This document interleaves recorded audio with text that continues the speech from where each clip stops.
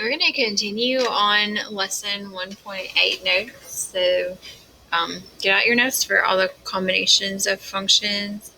So we got through compositions, and now we need to talk about the domain. So when you're finding the domain of a composition, you have to consider both functions. And so I have this real world example about why both functions matter when you're finding the domain. So a lot of times when you first learn about functions, your teachers call a function like a machine that applies things to whatever you put in, and it gives you something different when you put it out. So anyway, imagine that the functions are machines, and the first machine melts a hole with a flame. Now we can only use flame on metal. And then the second function drills a hole a little bit bigger. So a drill can work on wood and metal. And so if you don't know what's happening inside the machine, and you look at the final product only, all you see is a drilled hole. So you think, oh, I can throw a piece of wood into this machine. And when you do, it catches on fire and it's going to burn everything down. So that's why what's in the machine is important. So when we find the domain of compositions, we don't just look at the final answer, we have to look at the whole problem. So what we're going to do right now is go back to example 4 and 5, and we're going to find the domain of each thing that we found. Okay. So I'm going to do more than that, actually. I'm going to find the domain of the original functions and the compositions. So our first original function I'm going to work with is f of x equals 3x plus 4. There is no denominator. There is no even root, so the domain of that function is all real numbers. All right, now I am going to find the domain of g of x. All right, so g of x doesn't have a denominator, doesn't have an even root, so its domain is also all real numbers. Now there's a highly good chance that if there wasn't a restriction on your domain for your functions, there's not going to be one on the composition, but we'll go ahead and do it. So let's find the domain of f of g of x. So we're going to look through the whole problem as we go through this whole problem and see if there was ever a variable in the denominator, if there was ever a variable under an even root, and there wasn't. So that means this function's domain is all real numbers. All right, and we'll do it for the next one.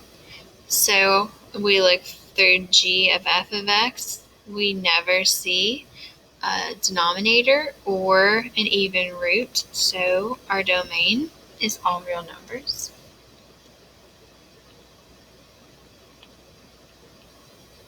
All right, and then finally, when we look through g of f of x, same thing, no restrictions, the domain is all real numbers. All right, so this next one is going to be a little bit more to it. So when we look at f of x on example 5, we do have an even root. So we would have to restrict the domain. So we would say what's underneath that root is greater than or equal to 0. So x must be greater than or equal to -4. That's the domain of f of x.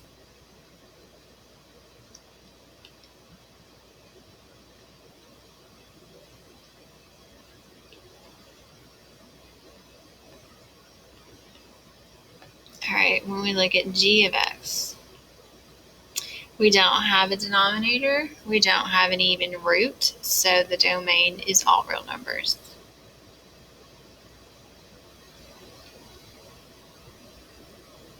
Okay, then let's look at f of g of x. So we're looking through all the work, and we do have an even root. However, is there a number that I can square, a real number, I can square, add 1 to, and ever get a negative? Think about that for a second. Is there a real number I can square and add 1 to and get a negative? There isn't, because every real number you square, you get positive or 0. When you add 1 to a positive number, you're going to get another positive number. So that domain, even though there's a root, that domain is all real numbers. All right, and then we look at this one. Now, if we just looked at the answer, x plus 1, we would say there's no restrictions because x plus 1 doesn't have a root, doesn't have a denominator. But in that case, you would burn the place down because inside the function, it would catch on fire. So because inside the function, I have this root right here, if at that moment I put something in that was too small, like -7, I would get the square root of -3, which is going to burn down the building. So for our domain, because of that root right there, we would say that what's under the root must be greater than or equal to 0. So x must be greater than or equal to -4. That's the domain of that composition. So what's inside the machine is important. All right, let's look at decomposing composite functions. So if you think about something decomposing, you think about like it's breaking down, it's getting small, it's changing. So, and that's what we are going to do on this one. So decomposing a composite function is breaking down a function into the composition of two other functions. All right. So we want to find the two functions f and g so that when I do the composition f of g of x, I get h of x. So I'm going to compose two functions and I want to end up with this function. And I just want to tell you that there's more than one right answer on these, so don't panic if you do it and get something a little different than me. It actually would probably be good if you didn't always get the same thing I got. But when we're doing this, I always think of like the outside function and the inside function. So the outside function is like the type of function it is, or the parent function. The outside function is going to be f of x, and it's typically a parent function. It doesn't have to be, but typically it is. All right, and then the inside function is going to be g of x. So it's what you put in to f to make it look like h. All right, so look at it for a second. Think about what you think is the outside and what you think is the inside. And think about, when you're thinking about the outside, think about parent functions. So to me, when I look at this, to me it looks like the reciprocal parent function, 1 over x. And then g is going to be what I would put in for this x to make it look like this one. And so I would replace x with x minus 5. All right, so y'all try 7 on your own.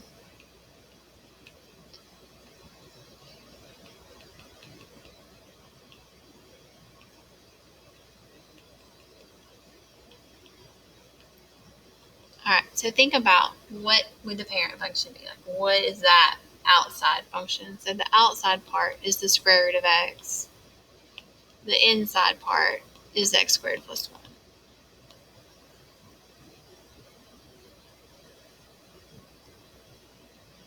All right, and then we have a quick application that we're going to do, and this kind of grosses me out every year that I do it, just thinking about bacteria and food that's not in the refrigerator. But example 8 says that the number of number n of bacteria in a refrigerated food is given by n of t equals 8t minus 14t plus 200. And this is when t is between 0 and 12. And t, capital T, is the temperature of the food in degrees Celsius. When a food is removed from refrigeration, the temperature of the food is given by T of t, so capital T of lowercase t, which is 2 lowercase t plus 2, and that t is between 0 and 5, where t is time in hours that the food's been out of the refrigerator. So we're going to find n of t. And I know it's weird when you see a capital T and a lowercase t in one problem, but it happens a lot. Actually, temperature is usually capital T and time is usually lowercase t, and they do go together in a lot of problems. So I'm going to do this like we did yesterday. I'm going to go real slow so y'all don't get lost. So I'm going to take capital T of lowercase t, and I'm going to replace it with what it equals, which is 2 lowercase t plus 2. And then n of that means to take it and in the n function put it in for all the t's. So I'm going to square it and multiply it by 8. I'm going to multiply it by negative 14. And then I'm going to add 200 to it. Alright, so this is going to take a minute to do this.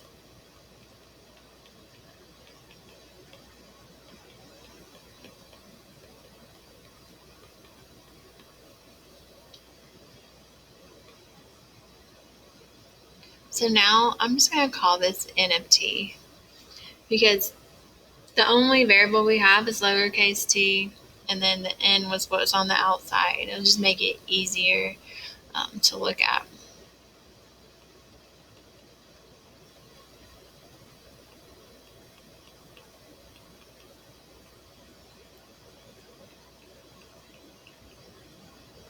Okay, so if we do negative 28 plus 200, that, let's see if I can fit it, is going to be 172. Alright, so finally we can combine all of our like terms and get n of t.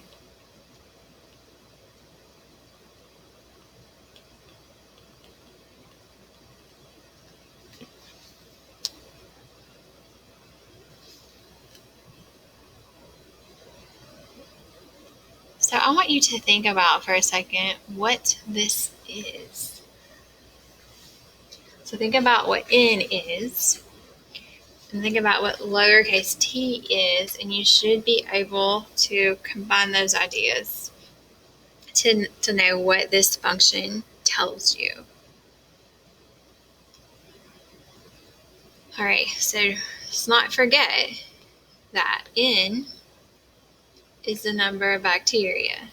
So we'll start off with that. Number of bacteria.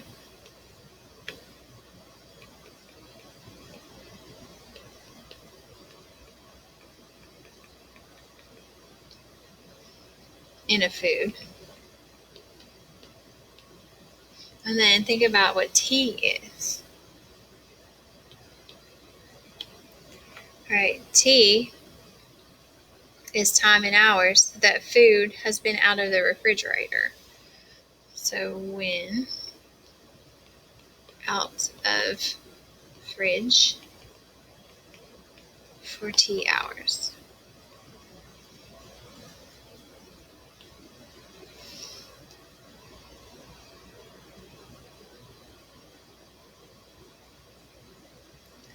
Alright, and then for this one, we want to find when that bacteria count reaches 1,000. So we would take the function and we would set it equal to 1,000. Okay, and we'll get everything on one side.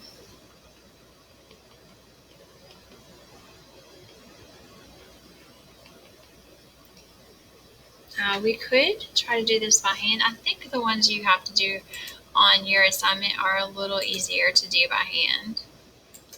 But I'm going to put it in the calculator, and since I just moved everything to one side, I can find the zeros.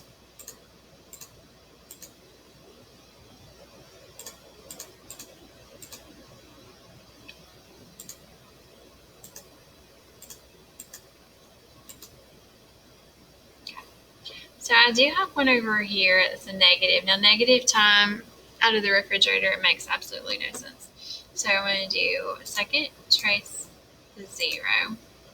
Well, this is really steep, so we're going to have a little bit of a hard time. But that flashing cursor is all the way down at the point 0, negative 796. So I'm going to move closer to it.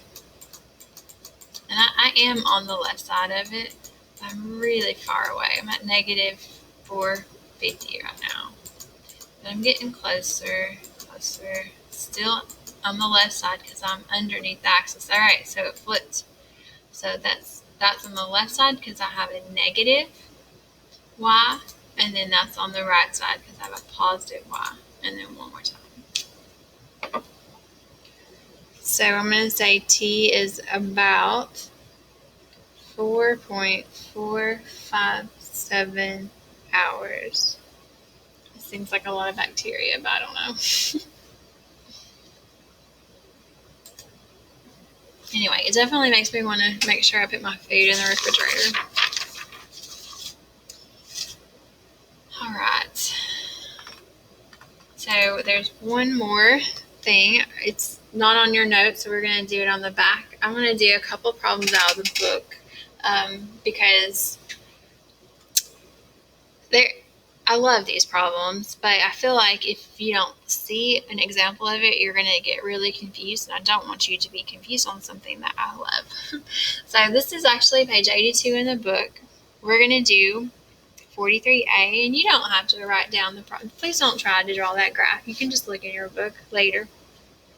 And so 43A tells us to find f plus g of 3. And this is not something you're super used to doing, but just like yesterday, f is going to be f of 3 plus g of 3.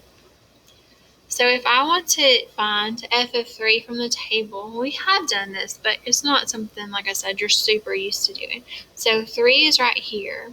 So I go to the function, find the value of the function when x is 3. That's going to be up at 2. So f of 3 is 2. Right? And then do the same thing for g of 3. Here's 3. Go up to the function. G of 3 is 1. So because it was addition, I just add those two together. So super fun.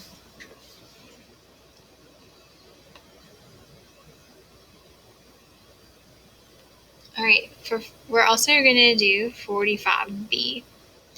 And 45B tells us to find G of f of 2.